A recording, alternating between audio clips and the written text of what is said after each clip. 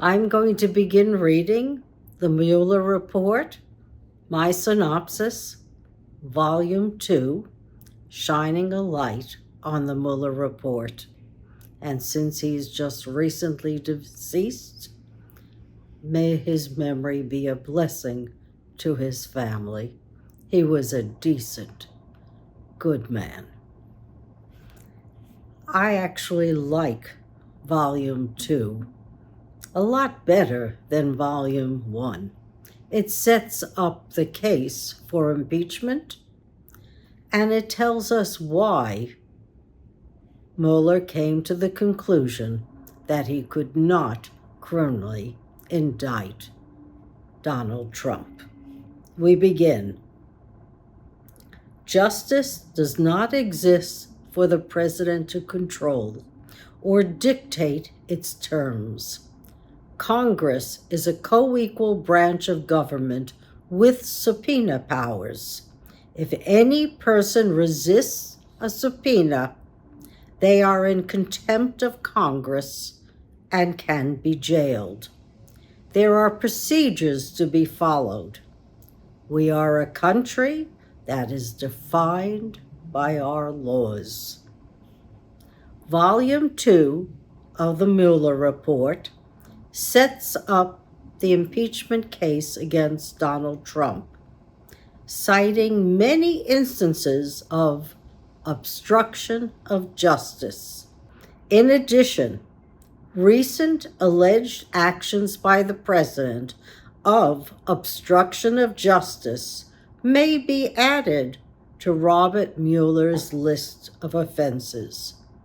We, the people, have been harmed, and our very survival depends on the president, his cabinet, and co-conspirators being removed from office before they cause further weakening of our democracy and ourselves.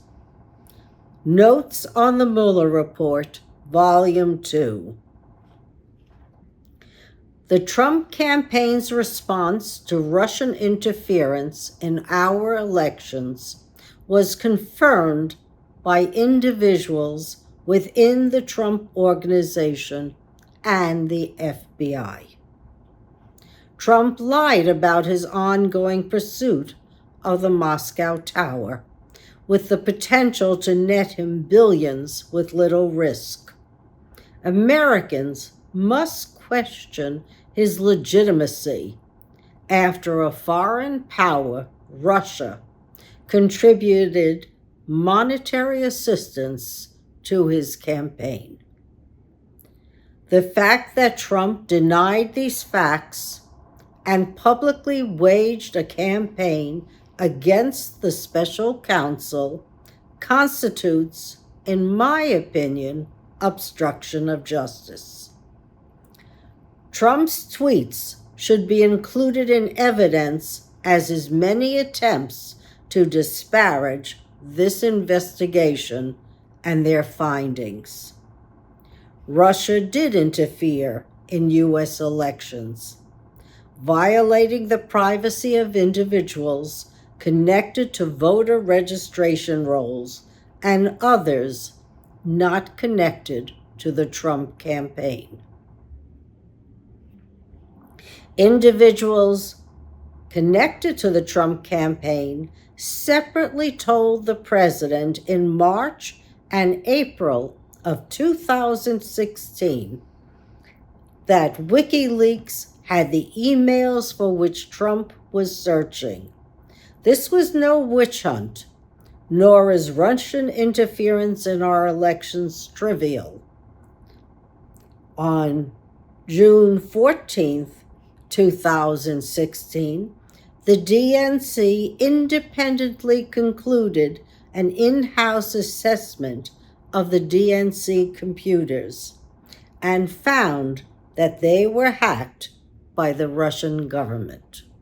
On 7/22/2016, WikiLeaks dumped thousands of hacked DNC documents, timing their release for the beginning of the Democratic National Convention.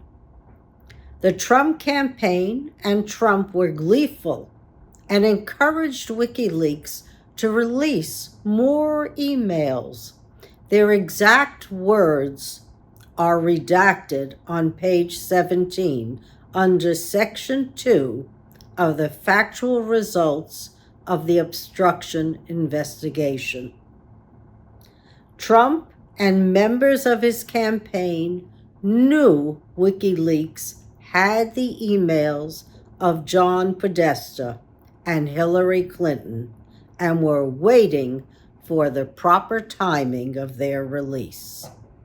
When Trump was asked about America's stance on Crimea, he said he would recognize it as a Russian territory. He did not say that in his private communications with a Russian, Kirill Dmitriev. He was anticipating building a real estate complex there, like those in the Ukraine and Georgia. The prize was Moscow Tower, and a letter of intent was signed with the Russians by Donald Trump Jr. and Ivanka Trump, acting on Trump's behalf. His policy toward the Ukraine was changed, and softened language was entered into the RNC platform. Trump sent Michael Flynn to delay UN votes. The UN votes were going to be on the sanctions for Russia. Trump deflected his involvement with Russia by asking WikiLeaks to leak dirt on the Clinton Foundation. He constantly denied his involvement with Russia and Russians close to Putin. The only spin job came from Trump and his campaign, as they actively pursued ties to Russia for their own monetary gain. I do have a note that says Russia is a kleptocracy, and aren't we becoming a plutocracy or worse? The president directed his counsel, Don McGahn, to stop AG Sessions from legally recusing himself from the Russian investigation. Mueller investigated the president's conduct concerning the investigation of Michael Flynn, who had personal contact, as directed by the Trump transition team, with Sergei Kislyak, Russia's ambassador to the U.S. Flynn called Kislyak and requested that Russia not escalate the situation concerning sanctions. Responding to Trump's anger, Flynn said the conversation never happened. On 1/26/17, Sally Yates contacted McGahn to inform him there was an FBI investigation on Flynn and confirmed the conversation with Kislyak that Flynn was denying. McGahn tells the president, who asks about the law, did Flynn violate the Espionage Act? On 1/27/17, the president invites James Comey to the White House and asks him to stop investigating Flynn. By 2/2/17, it is confirmed that Flynn had lied about his talks with Kislyak. When Flynn recounted truthfully to the president the dates that he discussed with Kislyak, the president corrected one of his dates. The president knew. How did Trump know the exact dates and conversation taking place, unless he had listening devices on all his employees. My comment. On 3/13/2017, Flynn was fired.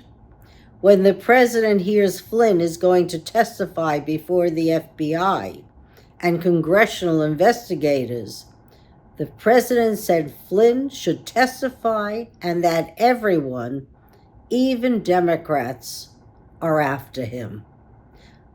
The president continues to speak to Flynn, telling him to stay strong by encouraging Flynn in this way. Isn't Trump obstructing justice? Jeff Sessions, when becoming AG, was forced to recuse himself because he had had numerous contacts with Kislyak. The president was furious with AG Sessions because he recused himself and displayed his anger and displeasure on numerous public occasions and private occasions, demeaning and disparaging AG Sessions for acting in accordance with the law. The president's behavior is improper, unethical, and justifies obstruction of justice charges. When the president reached out to Dan Coats, Mike Pompeo, Mike Rogers, and Comey, following Comey's public announcement of the FBI's Russia investigations, it is relevant and helps us to understand the motivation of other actions towards the investigation. The president was focused on the Russian investigation and its implications for his presidency. The president was concerned that if the public believed Russia helped him with the election, it would detract from his accomplishments.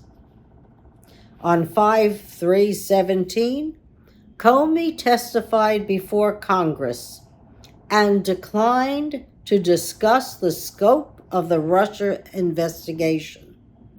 The president was angered by Comey's non-compliance with his wishes and fired him on 5/9/17 without consent of the DOJ at the time. Then the president tried to defame Comey's character.